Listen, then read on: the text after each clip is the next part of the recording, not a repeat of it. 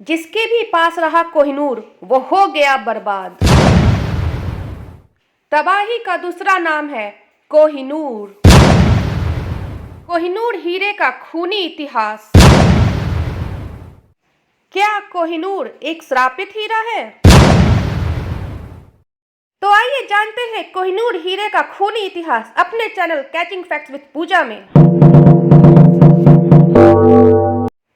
भले ही कोहिनूर दुनिया का सबसे अनमोल हीरा क्यों न हो, लेकिन उसके साथ ही एक ऐसा श्राप जुड़ा है जो मौत तो लाता ही है, लेकिन पूरी तरह तबाह और बर्बाद करने के बाद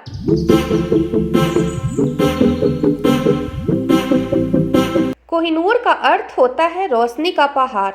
लेकिन इस हीरे की रोशनी ने न जाने कितने ही साम्राज्यों का पतन कर दिया। कोहिनूर हीरा वर्तमान के आंध्र प्रदेश के गुंटूर जिले में स्थित गोलकुंडा के खान से प्राप्त हुआ था, लेकिन जैसे जैसे समय बीता यह हीरा शापित माना जाने लगा। इस हीरे को पहचान उस समय मिली जब 1306 में एक शख्स ने यह लिखा कि जो इंसान इसे पहनेगा वह संसार पर राज करेगा, लेकिन इसके साथ ही उसका बुरा समय भी शुरू हो जाएगा। फारसी शासक नादिर शाह ने मुगलों की राजधानी दिल्ली पर धावा बोला था। नादिर शाह पूरी दिल्ली लूटकर अफगानिस्तान ले गया। कीमती रत्नों से जरा राजमुकुट भी, जिसमें कोहिनूर भी शामिल था, वो भी अपने साथ ले गया था।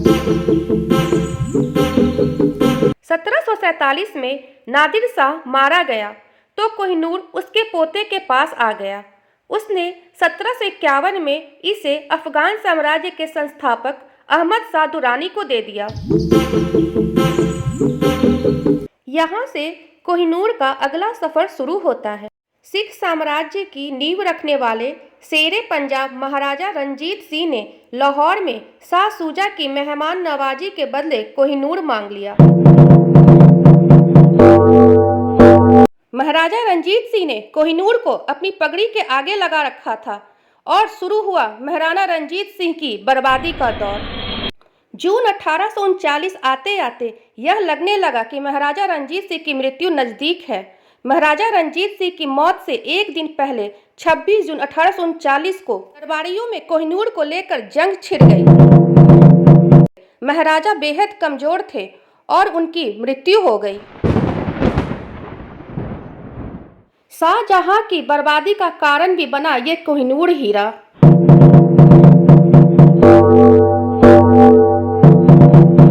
शाहजहां ने कोहिनूर हीरे को अपने मयूर सिंहासन में जड़वाया था और इसका परिणाम यह हुआ कि उनकी पत्नी उन्हें छोड़कर दुनिया से चली गई।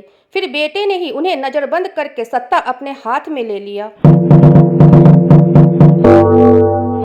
भारत में ब्रिटिश साम्राज्य का दायरा बढ़ा रहे लॉर्ड डलहौजी की नज़र कोहिनूर पर थी।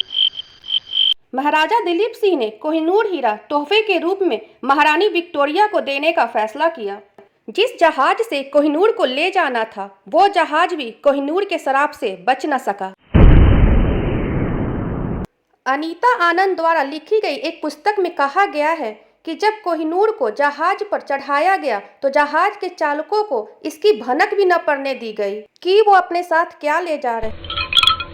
मेरिया नाम के इस जहाज के इंग्लैंड रवाना होने के 2 हफ्ते तक कोई समस्या नहीं आई, लेकिन फिर कुछ लोग बीमार हो गए और जहाज में हैजा फैल गया।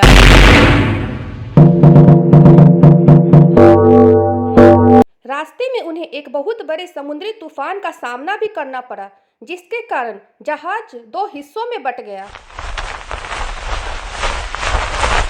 और जब वो इंग्लैंड पहुंचे तब जाकर उन्हें पता चला कि वह अपने साथ कोहिनूर ला रहे थे।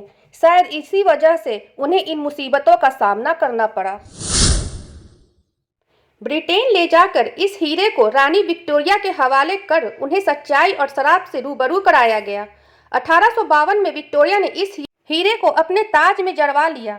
तथ्यों को मानते हुए रानी ने घोषणा में कहा कि कोहिनूर लगे इस मुकुट को केवल महिलाएं ही धारण करेगी। यदि आने वाले दिनों में इंग्लैंड का राजा कोई पुरुष बनता है तो उसकी पत्नी को ये मुकुट पहनाया जाएगा, ना कि उस राजा को।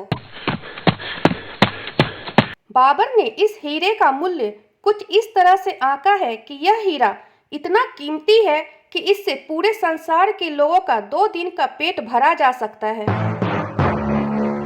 मूल रूप से कोहिनूर हीरा 793 कैरेट का था।